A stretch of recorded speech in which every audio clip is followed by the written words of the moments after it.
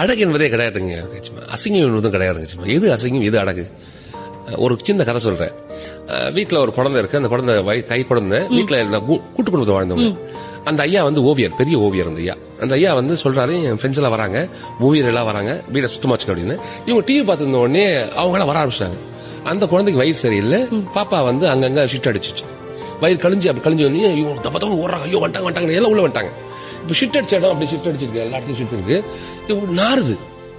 உள்ள வந்தவங்க என்ன பண்ணாங்க, சார் 2 மினிட்ஸ் ஒன்னு சொல்லிட்டு எல்லாம் பெரிய ஓவியர் எல்லாம் அந்த ஷிட்டை சுத்தி நிக்கிறாங்க. இப்ப தொடக்கிறதுக்கான வாய்ப்பு இல்லை. இந்த ஷிட்டை எல்லாரும் பார்த்துட்டு இங்க பாரு, இந்த குவிப்பின் அர்த்தம் எடுத்து பாரு அப்படின்னு. அந்த பக்கம் இந்த பக்கம் பாருங்களேன், நோஸ் எடுத்து பாருங்க. ஷிட் அசிங்கம் தானே, எப்படி ஓவியம் மாறுச்சு? பாக்குற கண்ணோட்டத்தை பொறுத்தாரு. கண்ணோட்டம் தான். கருப்பு கண்ணாடி போட்டு பார்த்தா கருப்பா தெரியும், வெள்ளை கண்ணாடி போட்டு வெள்ளையா தெரியும். இந்த கண்ணோட்டம் ரொம்ப அழகா இருந்தாலே இங்க அசிங்கம் என்பதே கிடையாது. அது